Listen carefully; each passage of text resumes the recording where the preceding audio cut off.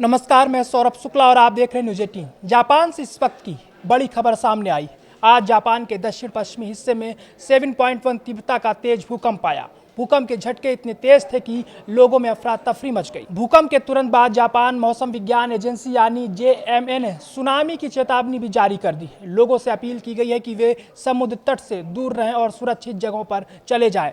Japan मौसम विज्ञान agency के मुताबिक भूकंप का केंद्र कुमामोटो प्रांत के पास था। रिएक्टर स्केल पर इसकी तीव्रता 7.1 मापी गई। भूकंप के कुछ मिनटों बाद एजेंसी ने सुनामी का अलर्ट जारी किया है।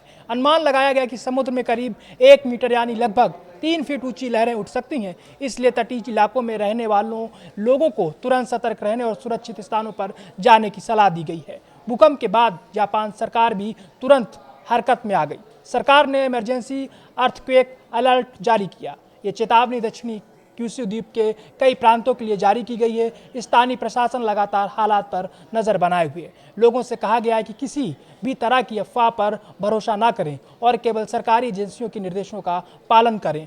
फिलहाल राहत की बात यह है कि अभी तक किसी बड़े नुकसान या किसी के हताहत होने की आधिकारिक पुष्टि नहीं हुई है। हालांकि राहत और बचाव एजेंसियों को पूरी तरह अलर्ट मोड पर रखा गया है। अलग अलग इलाकों में टीमें भेजी जा रही हैं ताकि यह पता लगाया जा सके कि कहीं किसी इमारत, सड़क या अन्य ढांचे को नुकसान तो नहीं पहुंचा है। अब सवाल यह है कि जापान में बार बार भूकंप क्यों आते हैं। दरअसल जापान दुनिया के सबसे भूकंप प्रभावित देशों में से एक है। इसकी सबसे बड़ी वजह इसकी भौगोलिक स्थिति है।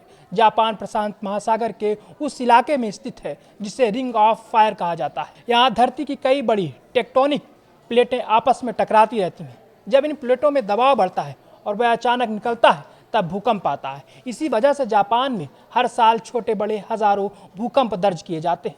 जापान ने इन प्राकृतिक आपदाओं से निपटने के लिए मजबूत व्यवस्था भी बनाई है। देश में एडवांस भूकंप चेतावनी प्रणाली है जो झटके महसूस होने से कुछ सेकंड पहले लोगों को अलर्ट पहुंचा देती है। स्कूलों, दफ्तरों और सार्वजनिक स्थानों पर नियमित मॉक ड्रिल कराई जाती है। इमारतों को भी इस तरह बनाया जाता है कि वे तेज भूकंप के झटकों को काफ़ी हद तक सहन कर सकें।